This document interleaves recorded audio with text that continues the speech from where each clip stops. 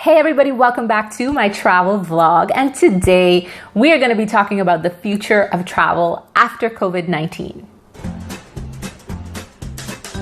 Oh man, we have all been stuck in the house. To be honest with you, I decided that I was not going to do any travel vlogs because I thought it was going to be insensitive.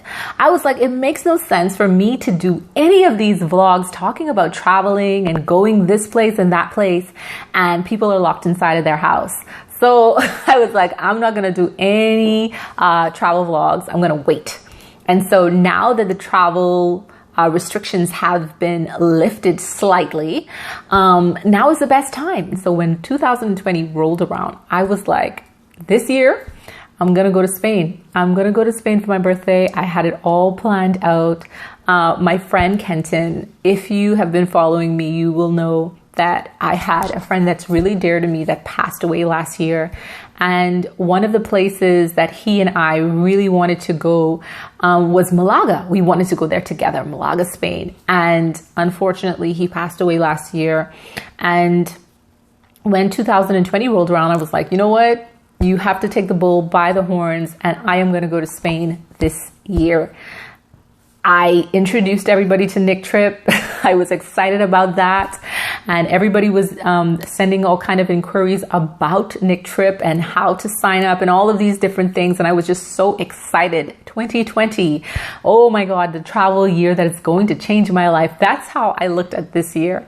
And boom, it was like, yeah, COVID-19, but you have to roll with the punches. What could you do, you know? So let's just get right into it. Let's talk about the future of travel after COVID-19. The first thing we want to talk about is what to expect.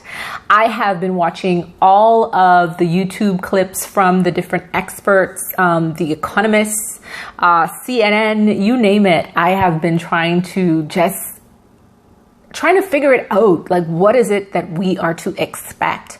And one of the first things that popped up was that, our process, our airport experience is definitely going to change. So they're talking about having to go to the airport 4 hours in advance, checking in online as opposed to checking in at the airport. They're also talking about ways in which they can have more testing done at the airport.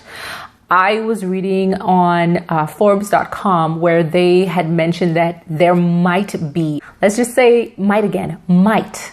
It's not 100% yet, but they are assuming that this might be the situation, that you might have to show proof of immunization for COVID-19. Now listen, let me tell you something. That's a whole different vlog, but I'm not going to talk about that here. That's like, out of all of the precautionary measures that we are taking in regards to this virus, that is the thing that I need to that's a different vlog altogether. But anyway, so they might ask for that, or they might ask to see if you have been tested for antibodies. I don't know the specifics, but I just know that that is something that they might be testing for, or they might be asking for proof of that. So that is something to keep in mind when you're actually boarding on the airplane. A lot of persons are saying that that process is also going to be different. They're saying that they're going to have the majority of the middle seats. They're going to be empty. They're not going to sell those seats. There's going to be a lot of disinfectants that are going to be given out by the air hostesses. They're saying that they might even scrap flight meals. I also read a publication where they were talking about they might not allow you to bring a travel bag. So you won't have that backpack that you were allowed to bring into the cabin. You won't be able to bring it into the cabin. And I'm like, no, that's a part of my whole budget travel. That's a part of it. So I'm like, oh God. So that's the next thing. And so the third thing would be when you land. What happens when you land? In the past, before COVID-19, you go to passport control, you might have to go to customs, and that's it. You go to baggage claim and you're done.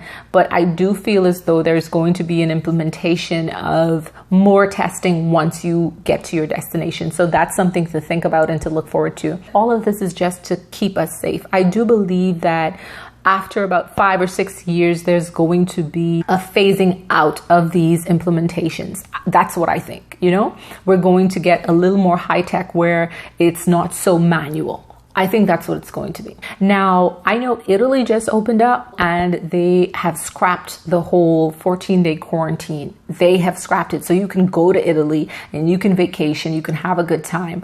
But the concern is, what happens when you return to your place of residence, your country of residence? What happens? Are they going to tell you that you have to go into quarantine? All of that.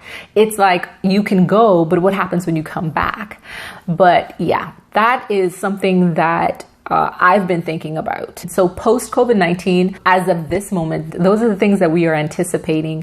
The good news is that there's going to be a lot of sales for the flights. There are a lot of airlines that have grounded so many of their planes because there's a lot of supply, but not that much demand. And so once the restrictions have been lifted and countries are allowing international travel, you're going to see so many sales. They're going to have so many flight sales because the airlines are trying to get persons reinterested in traveling after COVID-19. The ticket prices are going to normalize after 2021. But from now until then, I do believe that tickets are going to be dirt cheap.